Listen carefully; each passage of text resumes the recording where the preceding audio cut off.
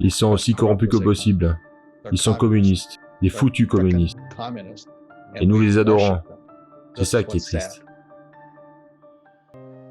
Il y a longtemps, dans les années 70, un vrai capitaliste laissait une entreprise faire faillite.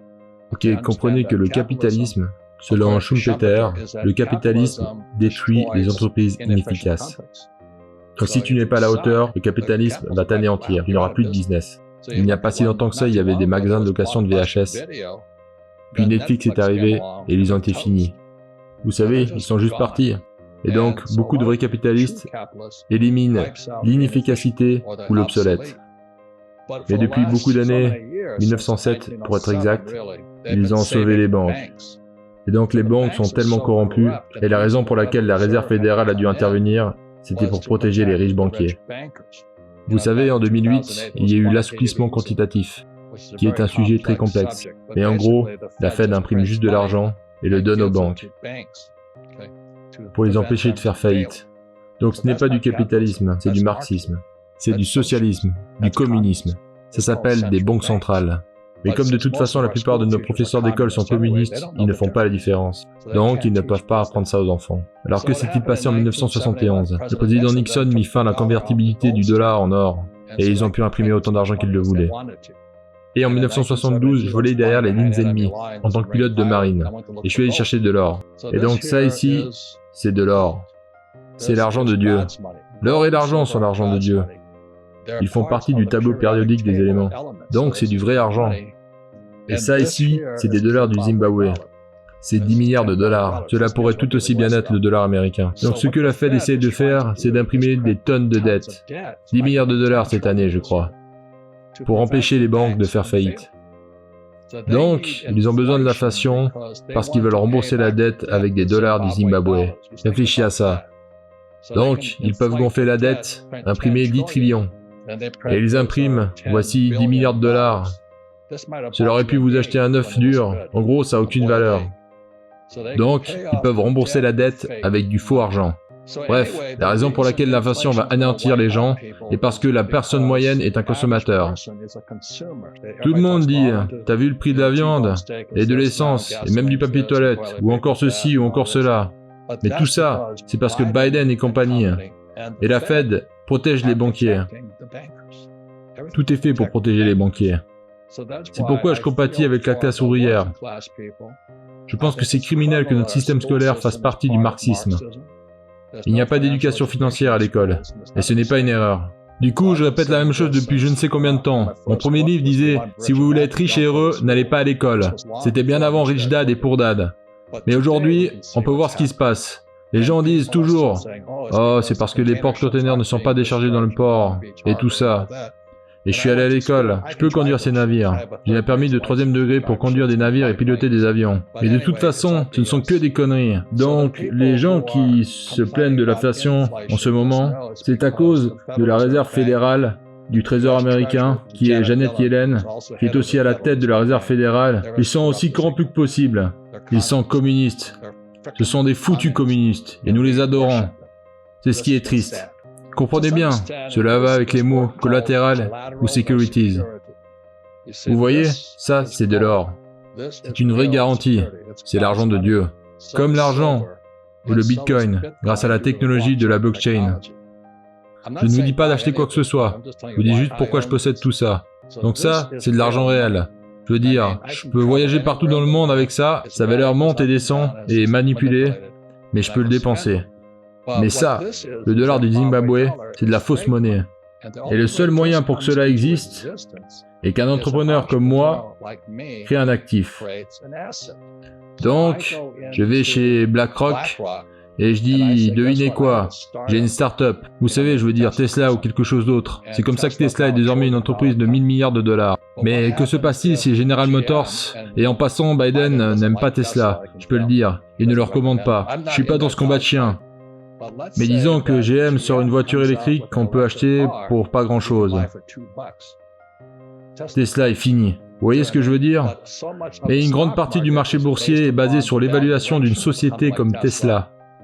D'où le point précédent, tu sais, Netflix, ou les locations VHS. En grande partie, c'est que tu ne sais pas ce que signifie la garantie à tout ça. La seule garantie à cela, c'est l'or. Dieu a fait ça. Et l'argent, Dieu a fait ça.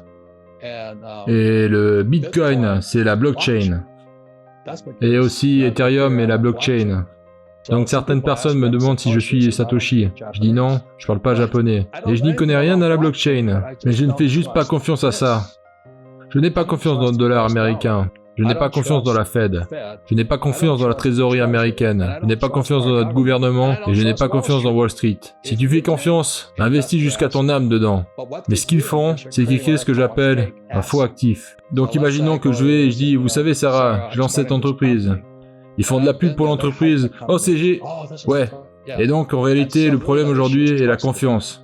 Le point est, c'est en Dieu qu'on croit. Il n'y a pas de garantie ici. Mais il y a beaucoup de risques de contrepartie à ça. Comme il y a beaucoup de risques de contrepartie à BlackRock, au marché boursier et à tout ça. C'est pourquoi, vous savez, j'ai McGregor ici avec moi. C'est parce que c'est ce qu'il fait. Il évalue à quel point une entreprise est stable. Par exemple, Tesla est maintenant une entreprise de 1000 milliards de dollars. Est-ce qu'elle vaut 1000 milliards de dollars? Je ne sais pas vraiment. Mais à la dernière conférence sur les véhicules électriques, Tesla n'était pas invité. Ford et GM l'étaient. Si ça ne te met pas la puce à l'oreille, c'est une question légitime. Ce type nommé Schumpeter, je ne sais pas à quelle période il vivait, mais il disait toujours « Le capitalisme est la destruction des faibles ».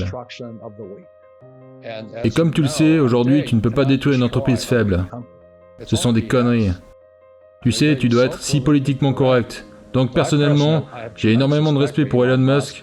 Tu sais, je ne conduis pas une Tesla. Je conduis la voiture la plus bruyante possible, une Ferrari 458. C'est-à-dire à quel point je suis malade.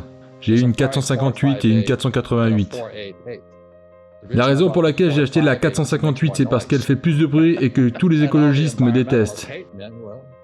C'est tellement politiquement stupide, c'est tout ce que j'essaie de te dire. Mais ça, c'est la raison pour laquelle il n'y a pas de risque de contrepartie. Ça, c'est un élément. L'argent est un élément. Et le Bitcoin, c'est la blockchain. Il n'y a pas de risque de contrepartie. Mais ça, c'est un dollar du Zimbabwe. Il n'y a aucune différence avec le dollar américain, les actions américaines ou les obligations américaines. Et c'est pourquoi je n'économise pas de dollars. J'économise de l'or, de l'argent, du Bitcoin. Et ça pourra changer, tu sais, je veux dire. Le Bitcoin pourrait devenir obsolète aussi. Mais la raison pour laquelle j'écoute tous ces jeunes gens intelligents, c'est qu'ils me donneront un avertissement précoce sur ce qui va se passer. Donc tu dois prêter attention à ce qui se dit sur YouTube. S'ils ne les retirent pas. Mais mesdames et messieurs, vous devez être plus intelligents aujourd'hui. Vous savez, le papier toilette vaut plus que ça. Je le dis souvent, mais j'ai cherché combien vaut 1000 milliards. Si vous dépensez 1 dollar par minute, il vous faudra 32 000 ans pour dépenser 1000 milliards de dollars. 32 000 ans. Il leur faut 1 minute pour imprimer 1000 milliards de dollars. Donc ils arrivent avec ce problème d'infrastructure et tout ça. Avant, si vous imprimiez, disons, 1 million de dollars, le PIB augmentait d'1,10 million. Aujourd'hui, vous imprimez 1 million de dollars, le PIB n'augmente que de 7. En d'autres termes, nous nous endettons de plus en plus. Nous ne pouvons pas rembourser la dette. Et donc ce qu'ils font, ils impriment plus d'argent, en espérant rembourser cette dette. Cela ne fait qu'agrandir la dette. Et ce morceau de papier toilette vaut moins. Notre système scolaire est marxiste. Ils sont communistes. Ma famille est marxiste. Ils ne le savent pas. Ce sont des gens bien. Mais ils croient qu'il faut donner du poisson aux gens. Je crois qu'il faut apprendre aux gens à pêcher. Et l'autre chose, c'est que la Fed est marxiste. Donc comprenez comment le communisme a infiltré l'Amérique. Vous pouvez être communiste si vous le voulez. Vous pouvez être marxiste. C'est votre choix. Vous pouvez porter un masque si vous le voulez. Et ce que je n'aime pas, c'est quand on se fait virer si on n'a pas pris sa dose. C'est du fascisme. C'est contre ça que je me bats. Vous ne voulez pas vous faire piquer? Je pense que c'est criminel qu'ils vous licencient. Ce n'est pas du capitalisme, c'est du fascisme. Si vous voulez parler macroéconomie, vous demandez toujours quelle est la contrepartie. Donc, en d'autres termes, quand j'ai emprunté de l'argent à mes débuts, personne ne me voulait prêter de l'argent parce qu'ils ne me faisaient pas confiance. J'ai perdu beaucoup d'argent au début. Tu sais, Kim et moi étions fauchés. Mais chaque erreur qu'on a faite nous a rendus plus intelligents. On a rencontré des membres de l'équipe plus intelligents. On a rencontré beaucoup d'escrocs comme notre premier PDG, notre deuxième ou troisième PDG. Ce sont tous des escrocs. Ils trichent, ils mentent, ils volent. J'en reviens pas. Kim et moi étions en mauvaise posture. Parce que les premières personnes disaient « Oh, on adore Rich Dad » et volaient autant qu'elles le pouvaient. La leçon que nous enseignons est que chaque fois que nous rencontrons un mauvais partenaire, nous rencontrons aussi un bon partenaire. Donc la plupart de nos meilleurs partenaires aujourd'hui viennent de mauvais partenaires.